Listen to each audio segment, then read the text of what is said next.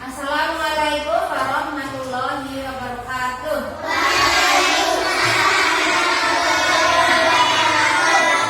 Ya, selamat pagi semuanya.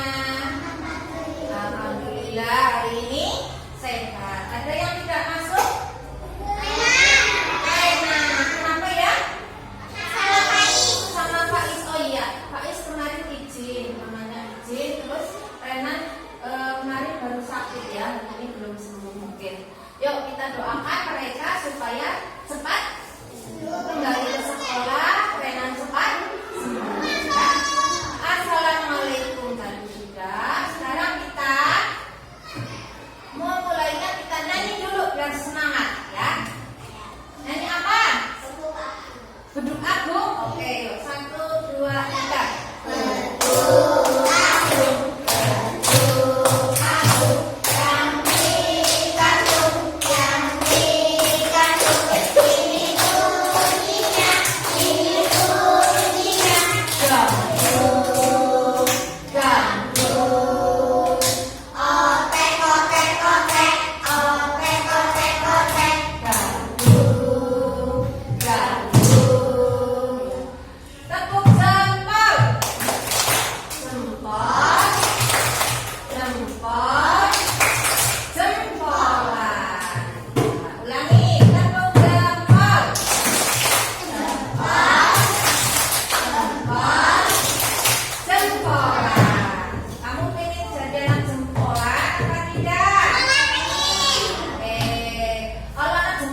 Bagaimana ya? Pintar. Apa lagi? Soleh. Terus apa lagi? Baik. Ya. Kalau anaknya anak kan jempolan apa tidak? Enggak. Contohnya kalau tidak jempolan, contohnya. Jentik ya apa contohnya? Nakal. Pintar. Kamu nakal apa tidak? Tidak. Oh iya, bagus. Apakah tadi dari subuh bangun tidur sampai sekarang kalian sudah nangis? Enggak. Atau sudah menangiskan teman? Enggak. Amar? Kenapa Amar? Nangis atau enggak? Alhamdulillah, Amar nangis enggak? Amar saya bagus. Nah, sekarang Amar sudah jarang nangis. Kalau nangis, ya Amar ya, kalau nangis nanti apa? Kamu jadinya manja, cengeng, itu kan gak bagus ya. Harus Afif harus bagus, tidak nakalan. sama Amar juga demikian. Hari ini kita akan belajar, namun terlebih dahulu Bu Guru akan membuat bersama kalian keyakinan kelas. Apa itu keyakinan kelas? Belum tahu? Nah, kemarin kan sudah kita ingatkan. Apa? Hah? Gimana? Yang kerikil. Oh, yang kerikil itu? Enggak, itu bukan keyakinan kelas. Keyakinan itu kesepakatan kelas kita. Ya, ya, yang kemarin kita buat. Masih ingat apa saja ya? Sebelum datang ke sekolah, ya, di rumah sudah siap-siap, terus datang ke sekolah, bagaimana di sekolahan? Soleh. Terlambat apa tidak? Ya, ada yang tadi terlambat? Alhamdulillah tidak. Di sekolah apa, Aswar? Di kelas kamu ngapain aja kalau belajar? Hah? Bermain sendiri apa nakal dengan teman, ganggu teman gitu? Enggak. Boleh apa enggak itu? Bagusnya gimana? Gimana? Baik, contohnya kalau ada teman kesulitan membantu, bagus. Apalagi Alvaro, tahu enggak? Kalau belajar, sedang belajar harus fokus, enggak usil. Siapa lagi? Tidak nakal, pintar. Enggak nyoret-nyoret punya teman, tidak mengganggu ya. Kalau belajar memperhatikan guru apa tidak? Iya. Jadi nanti kalau yang tidak memperhatikan guru, kira-kira bisa apa tidak? Tidak bisa mengerjakan. Yang rugi siapa?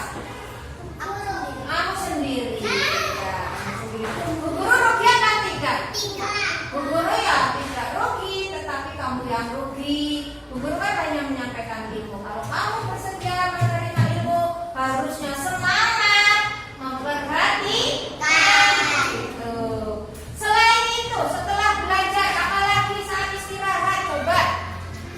Apalagi? Boleh jajan? Boleh. Terus jajannya itu ada plastiknya enggak? Enggak? Ada yang ada yang tidak. Kalau yang ada, plastiknya dibuang kemana? Ke tempat sampah. Di depan ada tempat sampah apa tidak? Ya, bagus. Terus kalau istirahat itu mau di luar kelas apa di dalam kelas? Nah, di luar kelas. Bermain sama siapa? Teman-teman. Lah saat bermain itu apa kamu berkelahi sampai berkelahi? Tidak boleh. Kejar-kejaran tapi jangan mengganggu, jangan menang kalah, tapi bersama-sama. Senang yang rukun apa senang yang tidak rukun? Sama-sama teman harus rukun, menghargai, jangan saling menghina ya kan ya. Jangan saling menghina, teman-teman nggak boleh. Oke? Ya, yang nakal itu harus minta apa ya? Minta maaf, segera minta maaf. Kalau tidak minta maaf, dosa apa tidak? Dosa banget. Niatnya mau sekolah cari ilmu, malah dapatnya dosa. Rugi apa tidak? Rugi tidak? Rugi apa tidak? Rugi. Ya. Terus setelah masuk lagi belajar pulang. Apa ya? Kesepakatan kita kemarin? Salin. Terus apa lagi? Wow, duduknya di rumah. Apa lagi?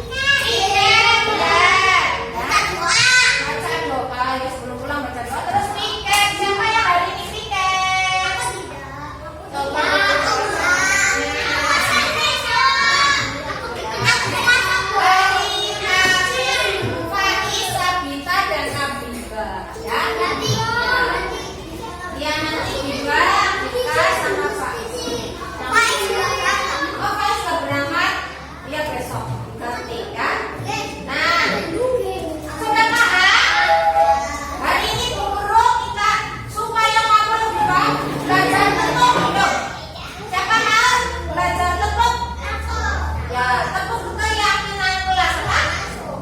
Tepuk keyakinan kelas. Tepuk keyakinan kelas. Pertama tirukan, yuk. Bu Guru ingin tahu kalau tepuk anak soleh dulu. Tepuk anak soleh.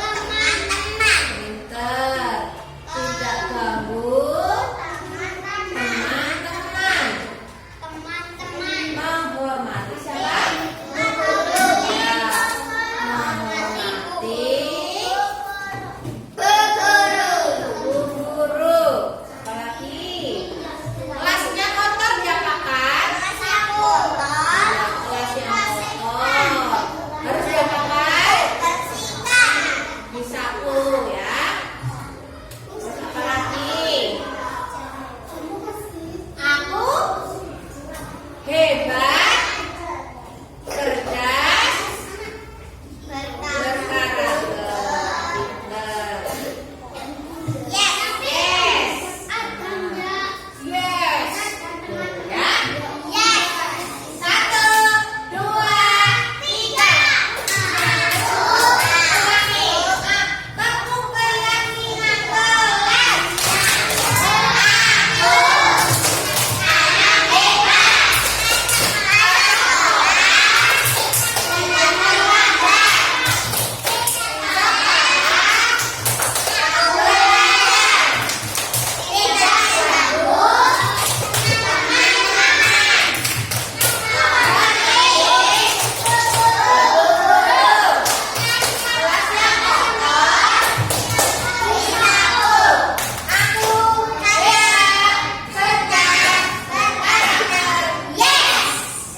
Ulangi.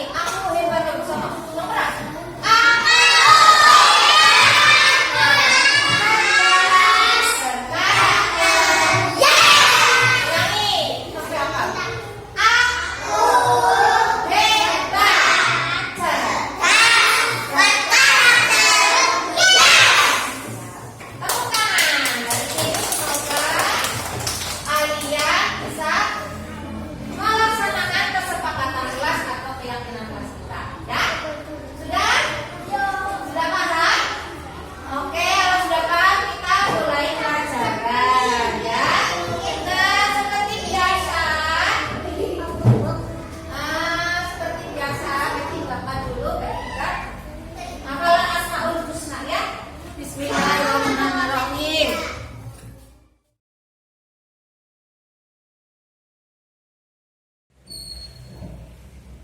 Assalamualaikum warahmatullahi wabarakatuh. Alhamdulillahirabbil alamin. Puji syukur marilah kita panjatkan pada Allah yang telah mempertemukan kita sehingga pada siang hari ini kita dapat berkumpul dalam rangka melaksanakan diseminasi tentang budaya positif yang ada di sekolah. Bapak Ibu yang saya hormati, marilah kita mulai acara kali ini. Yang pertama tentang diseminasi budaya positif. Budaya positif mengapa harus dilakukan? Karena yaitu akar belakangnya antara lain dalam rangka mewujudkan kegiatan belajar yang berpihak pada siswa dan profil belajar Pancasila, maka perlu diterapkan budaya positif di kelas dan di sekolah. Hal ini disebabkan karena terjadinya loss atau penurunan karakter di masyarakat, terutama di kalangan pelajar. Sekolah sebagai tempat pendidikan budi pekerti hendaknya mampu mewujudkan karakter siswa yang baik dengan menerapkan budaya positif. Tentunya orang tua wali murid dan keluarga juga harus mendukung tentang proses penerapan karakter di rumah, karena tanpa bantuan wali murid atau orang tua juga tidak akan berjalan sesuai apa yang kita kehendaki. Itu adalah latar belakangnya. Selanjutnya, apa saja yang akan kita pelajari dari materi budaya positif ini? Yang pertama yaitu disiplin positif. Yang kedua ada teori motivasi. Yang ketiga ada keyakinan kelas. Yang keempat ada kebutuhan dasar manusia. Yang kelima ada posisi kontrol. Dan yang keenam segitiga restitusi. Kita awali dari yang pertama yaitu disiplin positif. Disiplin positif merupakan unsur utama dalam terwujudnya budaya positif. Dalam budaya kita, makna kata disiplin itu biasanya dimaknai dimaknai menjadi sesuatu yang dilakukan dengan terpaksa karena harus patuh. Karena hal ini menyebabkan karena keharusan menjadi tidak nyaman. Diharapkan dengan disiplin yang ada di sini nantinya itu muncul dengan sendirinya dari dalam diri siswa dan diri warga sekolah. Ya, Bapak Belajar Dewantoro menyatakan bahwa di mana ada kemerdekaan, di situ harus ada disiplin yang kuat. Maksudnya bagaimana? Itu untuk mencapai kemerdekaan atau dalam konteks pendidikan kita saat ini, untuk menciptakan murid yang merdeka, syarat utamanya harus ada disiplin yang kuat. Karena untuk menjadi cerdas, untuk menjadi berkarakter baik, itu harus ada disiplin diri yang kuat, yang dari dalam diri itu sendiri, sehingga tidak ada keterpaksaan dan tidak ada kenyamanan. Nah, jika kita memiliki motivasi internal, maka kita memerlukan pihak lain. Kalau seandainya tidak ada yang membantu kita untuk mendisiplinkan diri, maka dibutuhkan pihak lain yang akan membantu mendisiplinkan diri kita. Misalnya guru untuk mendisiplinkan kita, misalnya siswa, maka guru harus mendisiplinkan kita, siswanya. Sebagai pendidik, tujuan kita adalah menciptakan anak-anak yang memiliki disiplin diri, sehingga mereka bisa berperilaku dengan mengacu pada nilai-nilai kebajikan universal dan memiliki motivasi intrinsik. Bapak Ibu, ini adalah gambaran kekuatan dalam diri. Andai kata misalkan, cobalah buka. Nah, itu ada kegiatan. Anda adalah A. Tugas Anda adalah mengepalkan salah satu tangan Anda. Coba Anda bayangkan bahwa Anda menyimpan sesuatu yang sangat berharga di tangan tersebut. Kemudian di kepala itu Anda ada teman yang ingin membukanya. Tugas rekan dia adalah mencoba dengan segala cara untuk membuka kepala tangan Anda.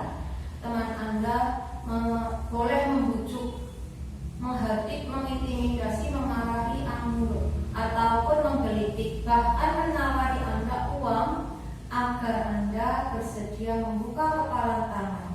Cobalah lakukan kegiatan itu. Buka tangan ini. Kira-kira pertanyaannya, apakah Anda atau membuka kepala tangan Anda? Begitu. Kira-kira bagaimana kalau seandainya memegang anak di tangan ini ada sesuatu yang sangat berharga yang tidak boleh diberikan kepada orang lain, tetapi ada orang lain yang ingin memaksanya, memintanya seperti itu. Apakah Anda akan membukanya? Pertanyaannya pertama, mengapa? Apa alasannya? Nah, yang kedua juga demikian. Apakah B menutup kepala tangan Anda? Setelah B juga begitu. Terus yang pertanyaan ketiga, dalam kegiatan ini sesungguhnya siapa yang memegang kendali atau kontrol untuk membuka atau menutup kepala tangan? Kira-kira siapa? Diri sendiri, ya. Yaitu diri sendiri yang akan mengontrol diri untuk membuka atau menutupnya. Jadi seperti itu. Motivasi intrinsik atau disiplin itu adalah dari dalam diri sendiri. Nanti ibu-ibu, bapak-bapak bisa menerapkan. Sebenarnya saya sendiri pun baru mau mulai belajar bagaimana mendisiplinkan diri ya seperti ini. Kalau ingin merdeka ya harus ada disiplin diri yang kuat. Selanjutnya, yang kedua tentang teori motivasi. motivasi karena orang lain tidak bisa, karena kita mungkin belum bisa punya motivasi dalam diri untuk disiplin, maka ada orang lain yang harus mendisiplinkan. Misalnya di sekolah ada peraturan, ribut karo pak kepala, ribut dengan teman-teman dan sebagainya. Nah, di sini juga demikian. Ada teori motivasi ini terdiri dari 3, yaitu hukuman, penghargaan, dan restitusi. Ada kasus begitu. Contoh, langsung ke contoh saja ya, biar lebih Iva kurang menguasai pelajaran matematika, sehingga pada saat pelajaran dia lebih banyak berdiam diri dan menggambar di buku pelajarannya. Pada saat guru matematikanya Pak Seno menanyakan pertanyaan pada Iva pun menjadi gugup dan tak sengaja menjatuhkan tasnya. Terus apa yang terjadi? Tiba-tiba seluruh atau teman-temannya itu tertawa Iva karena berbicaranya tergagap.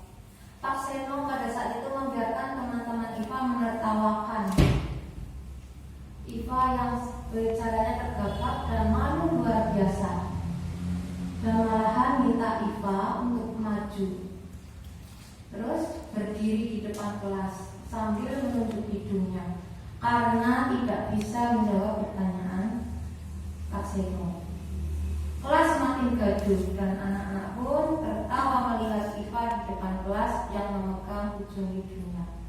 Nah, pertanyaannya, apakah Anda setuju? Yang tentunya tidak ya. Terus mengapa?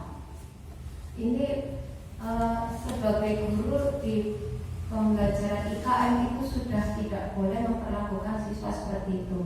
Ini merupakan seperti sebuah pembulian. Jadi kadang kita greget anaknya sudah nggak bisa, tidak memperhatikan, tetapi kita harus menahan diri, bersabar. Nah, menurut Anda tindakan Pak Seno itu adalah sebuah hukuman atau sebuah konsekuensi?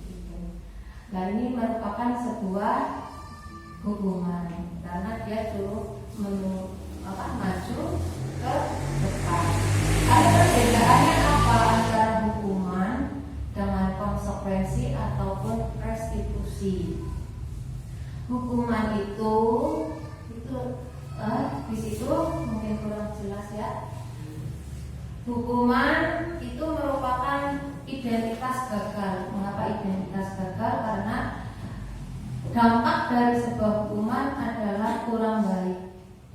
Nah, kita harus menggunakan yang kedua, yaitu identitas sukses dengan cara memberikan konsekuensi ataupun restitusi.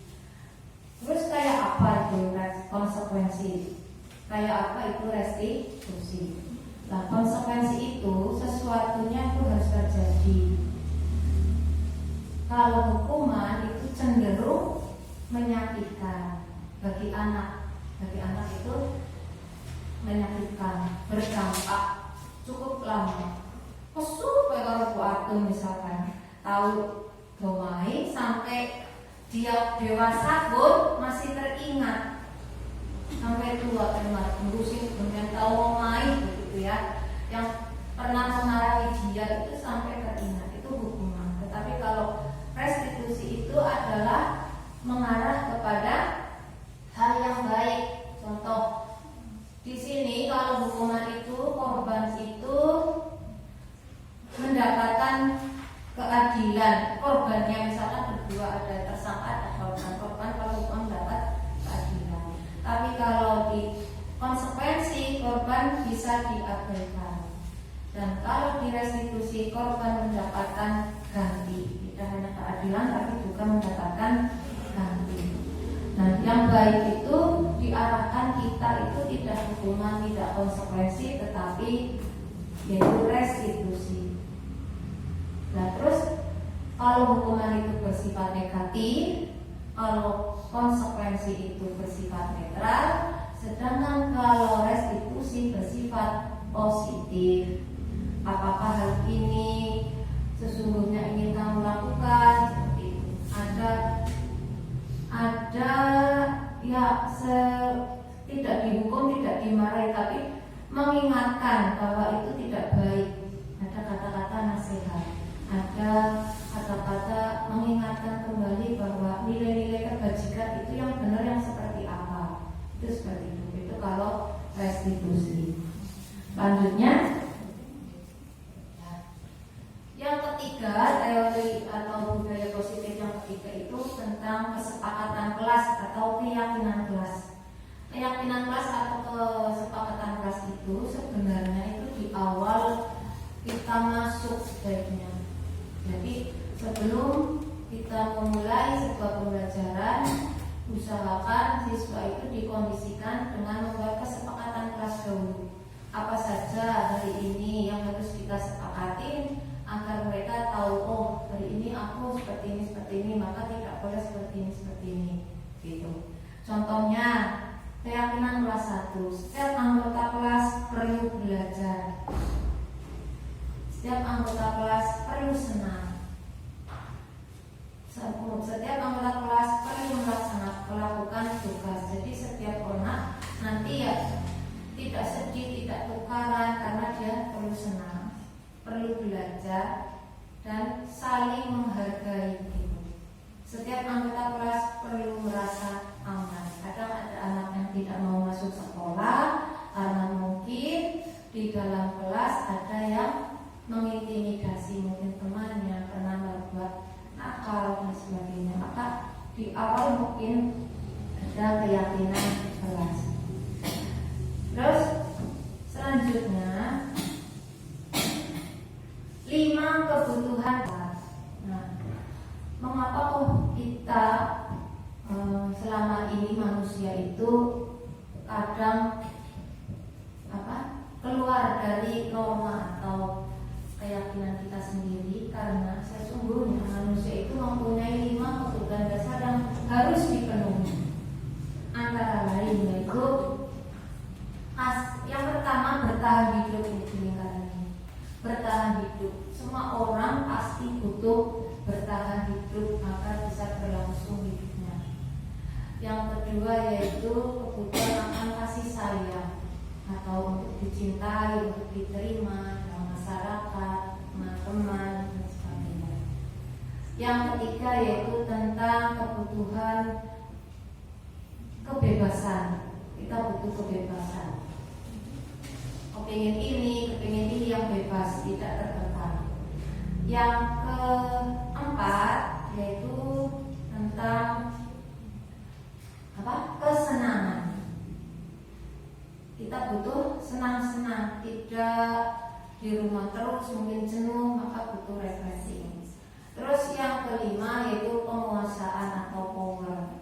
Nah, dari kelima kebutuhan dasar tersebut tentunya itu harus dipenuhi. Seandainya salah satu kurang terpenuhi, maka kebahagiaan orang tersebut akan kurang. Seperti itu. Nah, di sini ada contoh. Bisa saja kebutuhan dasar ini kurang terpenuhi oleh anak kecil, mungkin bisa orang tua. Nah, sebagai contoh ini Pak Zulfikar. Pak Zulfikar sebagai seorang kepala sekolah baru, terus datang ke sekolah baru, mencoba untuk menyesuaikan diri dengan lingkungan di sekolah tersebut. Sebagian besar guru-guru dapat menerima kehadiran Pak Zulfikar. Kemudian, namun ada beberapa guru yang selalu bereaksi negatif pada kebijakan-kebijakannya, dan ada frontal mengeluarkan di rapat guru mingguan. Salah satunya Pak Mali. Dalam rapat guru mingguan, Pak Mali sering kali mempertanyakan kebijakan-kebijakan yang diambil oleh Pak Zulfikar tanpa argumen yang kuat. Rekan-rekannya sesama guru heran dengan perilaku Pak Mali, karena sebelumnya dia dikenal sebagai seorang guru yang selalu mengikuti kebijakan. Terus Pak Hanafi, sahabat Pak Malik, mencoba mendekatinya dan menanyakan apa yang menyebabkan dia bertindak seperti itu. Nah, mungkin di tempat kita belum seperti itu ya, karena orang-orangnya ya teman-teman kita kerjasamanya mudah. Nah, ini dikasuskan, dicontohkan Pak Zulkifli dan Pak Malik. Nah, seandainya jawaban dari Pak Malik setelah ditanya oleh temannya tadi menjawab iseng aja sih, aku sebenarnya senang lihat website baru itu. Senang lihat website baru itu, kebingungan kalau aku tanya-tanya di rapat. Ini berarti Pak Malik itu dia memerlukan kebutuhan yang harus dipenuhi, yaitu kesenangan. Dia senang sekali bila Pak Kepala Sekolahnya itu bingung gitu. Dia butuh kesenangan. Terus apabila yang kedua, ya biar dia kenal sama aku dan aku ingin lebih dekat. Nah, kalau jawabannya seperti itu tadi dan seperti itu berarti Pak Malik itu butuh kasih sayang. Berarti Pak Zulkifli harus mendekati. Nah, kemudian yang ketiga, saya sebenarnya nggak paham beliau. Saya sebenarnya nggak paham beliau itu bicara apa. Makanya kelihatan, masa aku yang sudah guru senior tapi kelihatan nggak paham, kan malu. Nah, itu jawaban seperti itu ternyata dia butuh penguasaan. Penguasaan itu bisa kompetensi, misalkan kemampuan, power, kekuasaan dan lain-lain. Itu adalah kebutuhan-kebutuhan yang harus terpenuhi. Nah, harus terpenuhi dengan cara seperti itu. Siswa kita juga seperti itu, mungkin kayak kasusnya Bu Rini yang muridnya dulu, dia murid saya itu Dava itu senang sekali membuat onar di kelas. Kadang iseng, kadang itu sebenarnya mungkin kadang dia butuh kasih sayang karena kurang perhatian latar belakangnya si Dava seperti apa, itu seperti itu. Kadang kekuasaan biar dia merasa paling jagoan di kelas dan sebagainya. Itu adalah kita harus tahu karakteristik siswa ini butuh apa. Lah, tugas guru memenuhi kebutuhannya. Bayangkan Bu Guru, kalau siswa kita banyak, kebutuhannya banyak, harus terpenuhi semua, makanya tentunya kurang, sehingga kita membuat kesepakatan kelas. Nah, budaya positif berikutnya yaitu posisi kontrol. Guru mempunyai 5 posisi kontrol, antara lain sebagai penghukum yang tadi Pak Seno pada IPA, pembuat merasa bersalah, sebagai teman, sebagai pemantau, dan sebagai manajer. Terus seperti apa itu manajer, seperti apa itu teman, seperti apa itu pemantau, itu nanti Bapak Ibu bisa melihat dari video yang saya putarkan nanti. Kira-kira Bapak Ibu kan sudah paham ya penghukum seperti apa. Terus pembuat rasa bersalah. Terus yang merasa bersalah itu siapa? Siswanya apa gurunya? Nah, diharapkan Bapak Ibu itu berada di posisi kontrol yang sukses, identitas sukses, yaitu sebagai teman, sebagai pemantau, dan sebagai manajer. Nah, sebagai gambaran tentang ini akan saya putarkan video tentang apa ini?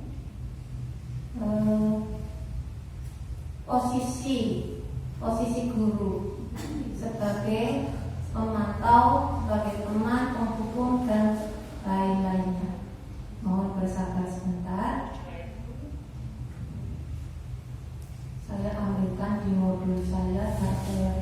jelas seperti apa.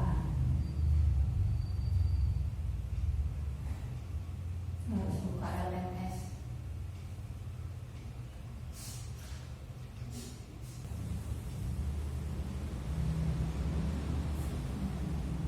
Ini adalah video tentang 5 posisi kontrol. Salam bahagia Ibu dan Bapak Guru hebat. Dalam penerapan disiplin positif restitusi, salah satu program yang dikembangkan adalah 5 posisi kontrol. 5 posisi kontrol dalam restitusi adalah proses perjalanan seorang pendidik agar dapat mengenali dirinya. Pada video kali ini, kita akan membahas tentang 5 posisi kontrol yang dikembangkan oleh Diane Gosset dan contoh penerapannya.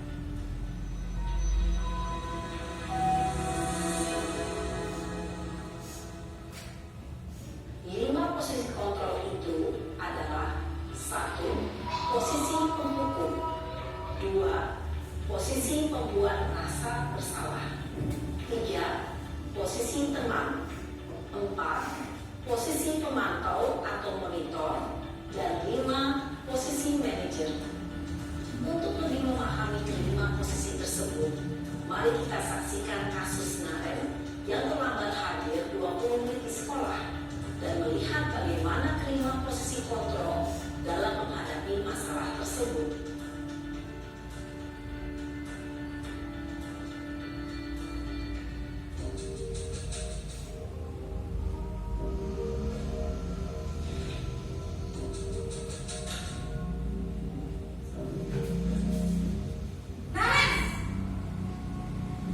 Sini kamu.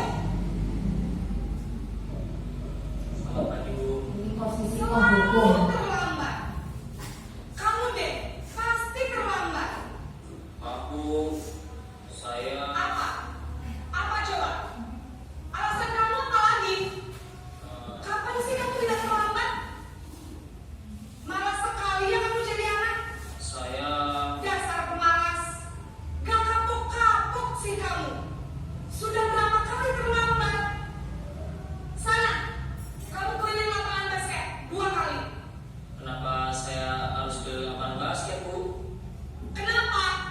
Kamu melawan ibu. Berani-beraninya jawab. Sudah terlambat, masih berani jawab pula. Sekarang, keliling lapangan basket 5 kali sekalian. Biar kapok. Cepat. Pergi sana ke lapangan basket. Posisi penghukum biasanya berbicara dengan nada tinggi, menghardik, menunjuk-nunjuk, menyakiti, dan menyindir. Hukuman bisa berupa fisik maupun psikis. Ibu dan Bapak Guru hebat, dampak yang terjadi pada murid ketika guru berada pada posisi penghukum adalah murid cenderung akan memberontak, bahkan melakukan dendam.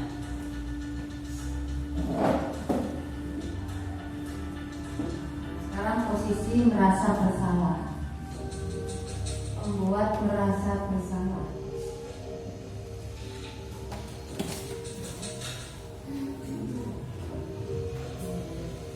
Naren!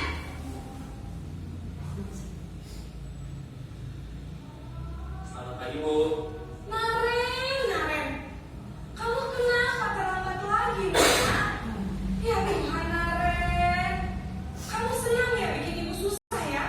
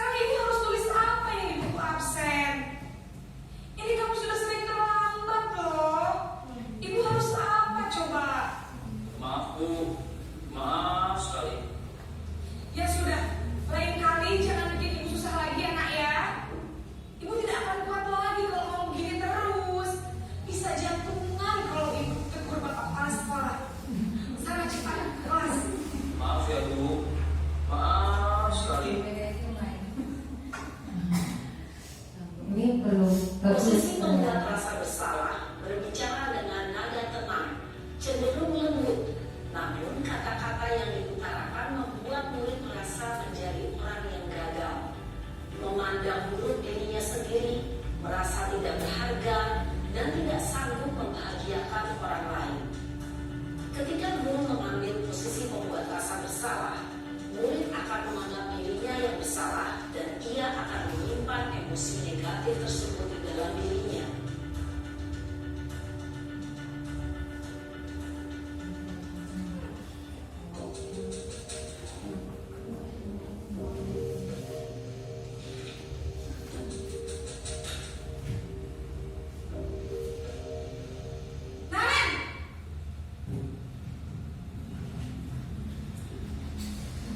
Selamat pagi, Bu.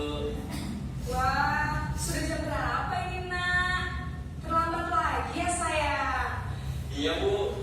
Habis ibu saya belum bangunkan saya, Bu. Kamu malah menyalahkan ibu kamu. Kamu bukannya anak yang larinya paling kencang. Kok terlambat sih? Iya, Bu. Saya memang terlambat bangun tadi. Jadi, biarpun saya lari kencang, tetap gak kejar, Bu. Ya sudah sana. Nanti lain kali larinya lebih kencang lagi ya. Biar gak terlambat lagi. Bikin seneng ibu. Demi ibu. Bisa kan? Bisa lah, Bu. Ya sudah sana masuk kelas. Ibu beres. Validasi tindakan, dan yang ketiga adalah menerapkan keyakinan, itu menanyakan keyakinan pada siswa. Nah, Bapak Ibu bisa memahami dari segitiga restitusi ini nanti melalui video tayangan yang akan saya putarkan seperti apa. Nah, kemudian proses menstabilkan identitas. Proses menstabilkan identitas ini adalah di awal sekali mungkin anak sedang marah, berkelahi, maka seperti ini di lanjutan yang tadi videonya itu saya skip dulu. Maaf, Bu. Saya lupa setel alarm saya semalam. Nah, ini posisi manajer itu seperti ini. Ini sudah menggunakan tahapan segitiga restitusi. Namen!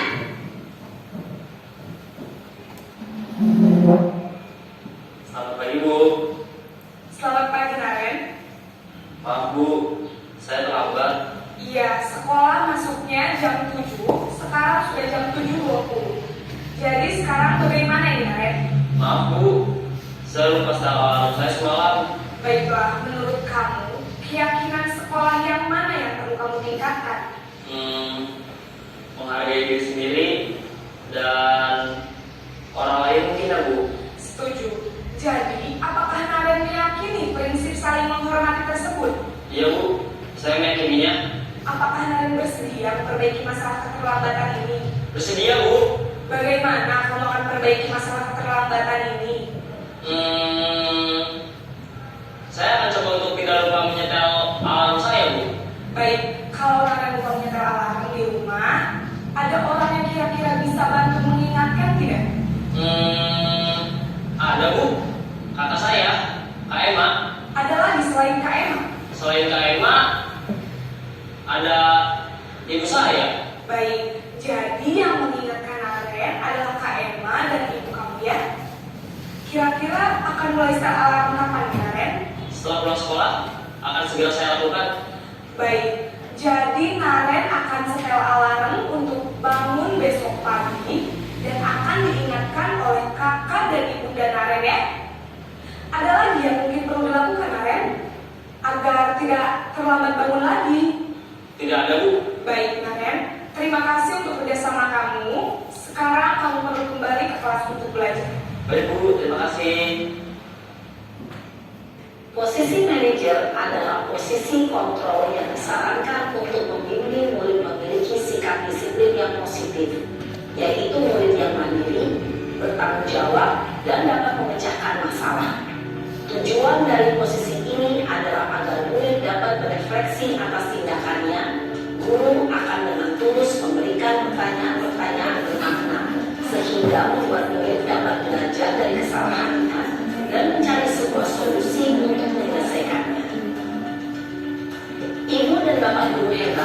Setelah mengamati adegan kelima, Nah, seperti itu tadi adalah posisi manajer. Yang pertama, menstabilkan identitas melalui tahapan segitiga restitusi. Nah, yang kedua yaitu validasi tindakan, dan yang keempat menanyakan keyakinan. Menanyakan keyakinan itu sebenarnya betul apa salah, terus bagaimana cara mengatasi supaya tidak terlambat, dan semuanya itu menanyakan keyakinan. Diharapkan dengan seperti itu nantinya siswa kita memiliki disiplin sendiri yang datang secara intrinsik, tidak dari guru. Walaupun pelan-pelan perlahan kita akan mencoba seperti itu. Diingatkan, maka keyakinan kelas atau Kita belajar Pancasila.